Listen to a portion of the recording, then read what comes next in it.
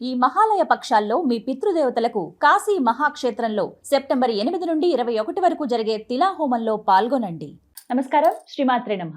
ప్రస్తుతం మనతో పాటు ఉన్నారు శ్రీ విద్యాపీఠం వ్యవస్థాపకులు, గత 47 సంవత్సరాలుగా శ్రీ విద్యా ఉపాసనతో ఎంతో మందికి మంత్రోపదేశం చేసినటువంటి గురువులు శ్రీ గురు కరుణామయ్య గురువు గారు మనతో పాటు ఉన్నారండి. వారితో మాట్లాడి ఈ నవరాత్రులకు సంబంధించి మనకి ఎన్నో సందేహాలు ఉంటాయి, అవన్నీ కూడా గురువు గారి మాటల్లో విని నివృత్తి చేసుకుందాం. గురుగారు నమస్కారం అండి. చాలా సంతోషం. ఎప్పుడు అమ్మవారి గురించి ఆలోచన వచ్చినా ముందు మీరు గుర్తొస్తారు. ఆ స్ఫురణ అలా కూర్చుని అంటే ఏదైనా చెప్పేటప్పుడు కూడా, అంటే నేను సోఫాలో కూర్చునేటప్పుడు కూడా నాకు గుర్తొచ్చేది మీ మాటే.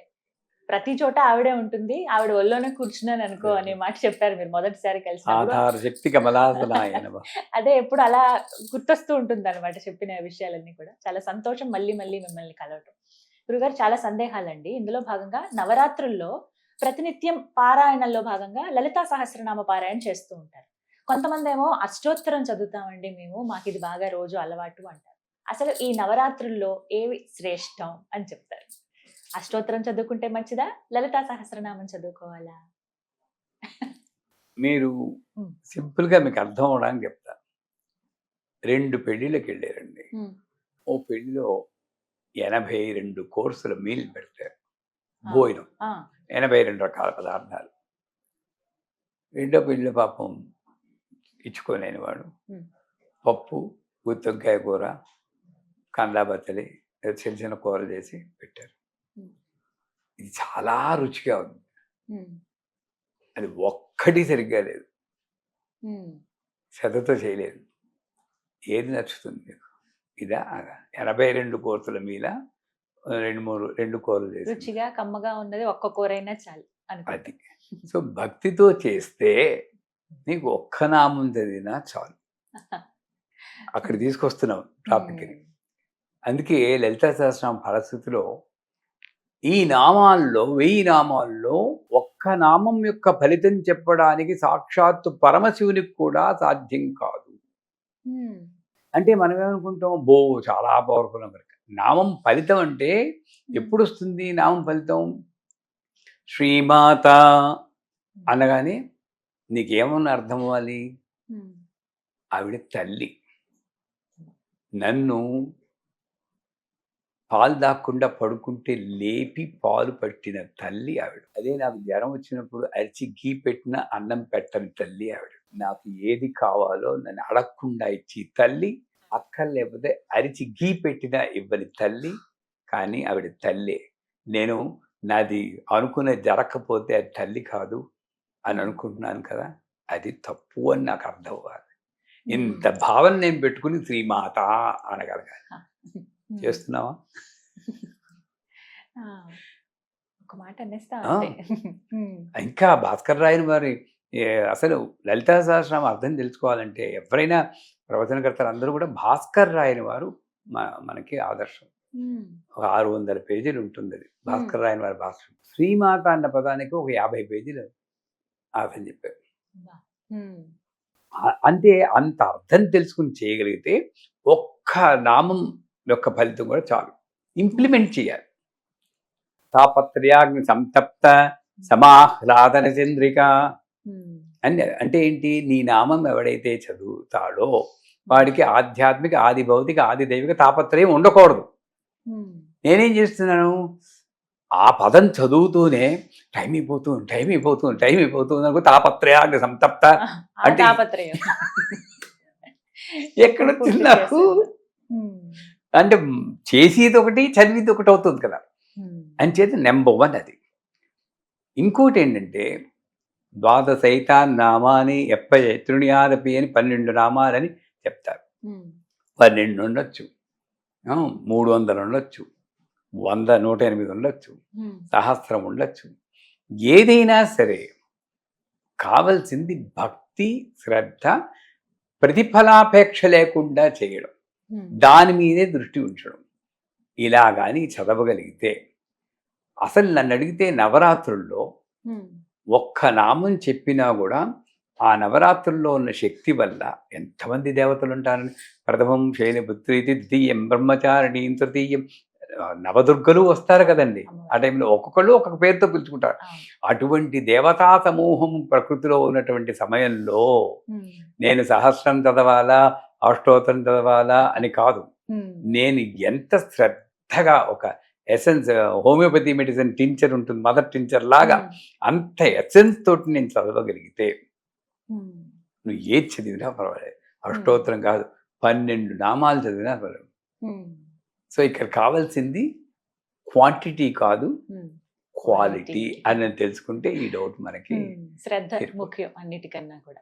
చాలా మంది ఏంటంటే దీక్ష తీసుకున్నప్పుడు లేకపోతే ఈ 9 రోజుల పాటు ఈ దసరా వరకు కూడా సమయాన్ని ఎంచుకుంటారు. ఉదయం, మధ్యాహ్నం, సాయంత్రం అని ఇలా. ఏ సమయంలో పఠిస్తే మంచిదంటారు? అది ఒక్క నామమే కావచ్చు, జపంలాగా కావచ్చు, సహస్రమే కావచ్చు, ఏవైనా కానీ. సాధారణంగా ఉషక్కాలంలో బ్రహ్మముహూర్తం ఒకసారి మనం అవును. మాట్లాడుకున్నాం. ఉమ్. బ్రహ్మముహూర్తంలో చేస్తే చాలా మంచిది. ఉమ్. అలాగే సంధ్యా సమయంలో చేస్తేనూ మంచిది. ఆహా. ఎందుకంటే ఈ 2 సమయాల్లోనూ ఉమ్. మనసు కొంచెం ప్రశాంతంగా ఉండడానికి ఆస్కారం. ఉషకాలం డెఫినెట్గా ప్రశాంతంగా ఉంటుంది. అవును. సంధ్యా సమయంలో ఇంకైపోయింది కదా, అవి పడుకుంటాను అయిపోయింది అన్న ఒక రిలాక్సేషన్ ఈ మధ్యలోనే మనకి ఫ్రస్ట్రేషన్లో ఉండడానికి ఛాన్స్ అవును. అంచేత ఉషకాలంలోనూ సంధ్యా సమయంలో చేసుకుంటే మంచిది. ఉమ్. దీనికన్నా ముందు ఉమ్. మనస్సు ప్రశాంతంగా ఉండాలి. అందుకే ప్రతి సహస్రనామానికి ధ్యాన శ్లోకం అంటుంది. ఉమ్. సింధూరారణ విగ్రహం తృణీనాం మాణిక్యమౌళి స్ఫురత్తారాయకశేఖరాం అని మొదలెడతారు. ఉమ్. ఎందుకు? వాడికి తెలుసు, అమ్మవారికి తెలుసు, ఉమ్. ఈడు వంటింట్లో 12 రకాల మూలు ఊహలు అన్ని వదిలేసి వచ్చి వండుతుంది, ఉమ్. ఆవిడ సెటిల్ అవ్వడానికి నేను కొంచెం టైం ఇవ్వాలని. ఓ, కారణం అది. ఈ ధ్యానం అన్నది ఏంటంటే ఉమ్. ప్రాపంచిక విషయాల్లో ఏంటి నేను ఆధ్యాత్మికానికి వచ్చినప్పుడు దాని ఉన్న ట్రాన్సిషనే ధ్యానం. ఉమ్. అది నేను చూడకుండా సింధూరాణ విగ్రహం త్రినైనా మాణిక్య శ్రీమాత శ్రీమహా అంటే అదే మూడ్ నువ్వు మెయింటైన్ చేస్తున్నావు. ఉమ్. ఆ ఖచ్చితంగా. 3 నుండి ఈ 3కి రావాలి, వస్తేనే నీకు ఆ తాదాత్మ్యం చెందుతావు, మమేకమవుతావు. ఉమ్. దానికోసం ధ్యానం పెట్టారే నా యొక్క ఆలోచన, మా గురువు గారి ఆలోచన. ఆ ధ్యానం చేస్తున్నప్పుడు మెల్లిగా రూపం నేను ఎలాగా విగ్రహం కాదు అక్కడ, ఉమ్. ఈ దహరాకాశంలో నిన్న రూపం చిత్రీకరించుకోవాలి. ఉమ్. సింధూరారణ విగ్రహం త్రినయనాం ఉమ్. అంటే ఆ కళ్ళు కనబడాలి, ఉమ్. ఆ పీనవక్షోరుహాం వక్షస్థలం కనబడాలి, ఉమ్. పాణిభ్యాం అలిపూర్ణ రత్నశకరం అది కలశం కనబడాలి.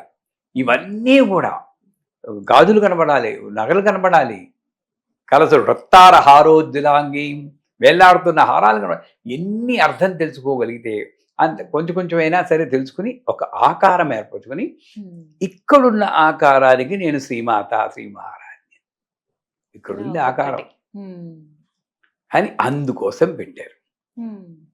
అందుచేత సో ఏ సమయంలో చెప్పవచ్చు అంటే మనసు ప్రశాంతంగా ఉన్న సమయంలో ఈ సహస్రనామాలు లాంటివి చేసుకుంటే మంచిది.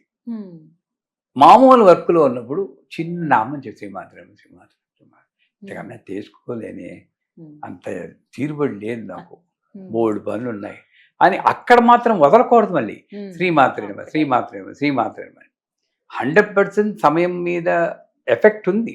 అవును. ఏ సమయంలో ఏ దేవత, కొన్ని ఇదైతే ఉగ్రదేవతల్ని రాత్రి సమయంలో జపం చేస్తే మంచిది, ఉమ్. సాత్విక దేవతలు ఇక్కడ చేస్తే మంచిది అని ఉన్నాయి, దీంట్లో శాస్త్రాల్లో ఉన్నాయి. ఉమ్. అని ఉన్నా సరే మనోధర్మం అని చెప్పి కృష్ణ భగవాన్ చెప్పినట్లు నాకు ఎప్పుడు మనస్సు ప్రశాంతంగా ఉంటుందో అప్పుడు తీరుబడిగా కూర్చుని నేను సహస్రనామం చదువుతాను. ఉమ్. కానీ అలాగని మనసు ప్రశాంతంగా లేదని వదిలేయకుండా ఉమ్. బిజీగా ఉన్నప్పుడు చిన్న మంత్రం శ్రీమాత్రే నమః మీ అందరికీ చెప్పేది అదే, ఉమ్. అది చెప్పుకుంటే చాలు, ఉమ్. అన్నీ సమానమే. అయితే సమయానికి సంబంధించింది అని అక్కడ ఆగిపోకుండా ఆ సమయంలో చెప్పుకోవాలి, మిగతా సమయంలో టూకీగా చెప్పుకోవడం ఉత్తమం. ఉమ్. ఇది ఒకటి అలవాటు చేసుకోవాలి ప్రతి ఒక్క అది అలవాటు చేసుకోవాలి. నేను అది చెప్పకుండా ఉండలేను అన్న స్థితి ఉండాలి, కానీ అయ్యో చెప్పాలే అని చెప్పుకోకూడదు. చాలాసార్లు ఫ్లైట్లో వెళ్తున్నప్పుడు ఇవాళ నేను సంధ్యావందనం చేయలేకపోయాను. ఎందుకు? ఉదయం పొద్దున్న 2:30కి లేచాను. ఆ ఫ్లైట్లో కూర్చున్నాం, రాగానే మీ ఫోన్ పరిగెత్తాలి. నేను సంధ్యావనం ఆదరబదగా ఇలా చేయడం నాకు ఇష్టం ఉండదు. నాకు ఇదే సంధ్యావనం అంతే. అలాగా నేను అంటే నా గురువు నేను చెప్పింది, నేను అందరికీ అదే రూల్ అని నేను చెప్పను. నాకు మనస్సు ప్రశాంతంగా ఉన్నప్పుడు నేను చేస్తాను. ఇక్కడ చేసేది నేనేం ఆడుకోవట్లేదు, పాడుకోవట్లేదు. ఇదికే అమ్మవారి గురించే పాడు, ఏది అన్నీ ఒకటే. మళ్ళీ రేపు వెళ్ళగానే మామూలుగా సంధ్యావనం చేసుకుంటాం. అట్లాగా నాకు నాకు ఆ సమయంలో మనస్సు ప్రశాంతంగా ఉన్నప్పుడు, నిర్మలంగా ఉన్నప్పుడు స్తోత్రం చేసుకోవడం, మిగతా సమయంలో చిన్న మంత్రం జపం చేసుకోవడం ఉత్తరం. అది సాధన రహస్యం. సహస్రనామం చదువుతున్నాము, ముగింపు ఏ విధంగా ఉండాలి? ఫలశ్రుతితో ముగించాలా, ఇంకా ప్రత్యేకించి ఇంకేమైనా నామాలు చదవాలా? అసలు ఫలశ్రుతితో ముగించమని అనడం అనేది లోకంలో ఉన్న వాడుకే గాని, అసలు నన్ను అడిగితే సహస్రనామం చదవడానికి ముందు నువ్వు ఫలశ్రుతి చదువుకో. ముందే చదవమంటారు. చెప్తున్నాను, అప్పుడు దీని వాల్యూ ఏమిటో తెలుస్తుంది. అంతే, మర్చిపో ఇంకా. అమ్మో ఇంత గొప్పదన్నమాట. ఇప్పుడు మీరు సుమన్ టీవీకి వచ్చానండి, రావడానికి ముందు సుమన్ టీవీ అంటే ఎంత పాపులరో నేను చూసుకుంటాను. అబ్బో ఇంత గొప్ప టీవీ అనమాట, ఇంతమంది చూస్తారన్నమాట అంటే ఒక నిబద్ధత ఉంటుంది. అంచేత ఫలశ్రుతి నేను ముందు చదివానంటే అంతే, ఒక్కసారే చదవాలి. దాని మీద అందుకోసమే పెట్టారు. అంతేగాని ఫలశ్రుతి లేకపోతే నీకు ఫలితం రాదు, ఇవన్నీ మధ్య మధ్యలో వాళ్ళు చెప్పింది, అది వేరే విషయం. నేను దాని గురించి కమెంట్ చేయను. లాజికల్గా కుర్రగాళ్ళు ఆలోచించండి, అది చదివినంలో ఏమొస్తుందో ఒకసారి చదువుకుంటారు. చాలా బ్రహ్మ విష్ణు మహేశ్వరులు కూడా చెప్పలేదు, నా అదృష్టం అంతే, మర్చిపోవడం. ప్రతిసారి దాన్ని చెప్పాలి. చివర్లో శ్రీ శివ శివశక్తి రూపిణి లలితాంబిక, అంతే, అదే ఎండింగ్. లలిత తర్వాత ఇంకెవరు ఉన్నారమ్మా ఎండ్ చేయడానికి? ప్రారంభం ఆవిడే, ముగింపు ఆవిడే. శ్రీమాత ఆవిడ, లలిత అంబిక ఆవిడ. ఆవిడ గొప్పతనం అదే. మీరు నేను కలిసి ఉంటే hi I'm Anjali, sorry I'm Geetanjali, glad to meet you అంటారు.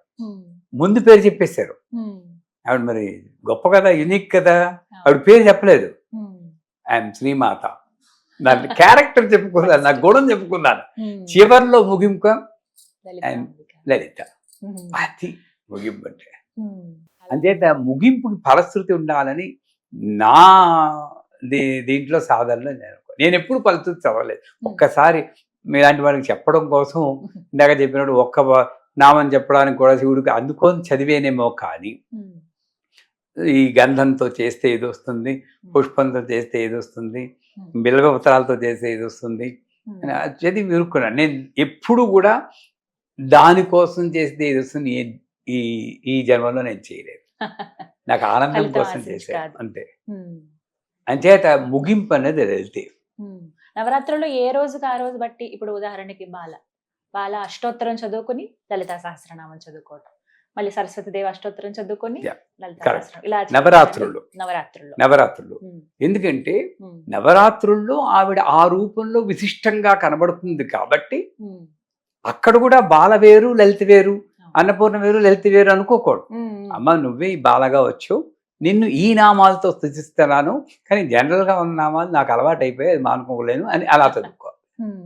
అలాగ ఏ రోజు మేము అదే చేస్తాం, బాలాష్టోత్తరం అన్నపూర్ణాష్టోత్తరం చదువు, అలా చదువుకున్నా పర్వాలేదు. ఇలా ప్రక్రియగా పెట్టుకొని ఈ 10 రోజులు చదివితే ఖచ్చితంగా అమ్మ వెంటే ఉంటుంది. తప్పకుండా. చాలా సంతోషం అండి. శ్రీమాత్రి.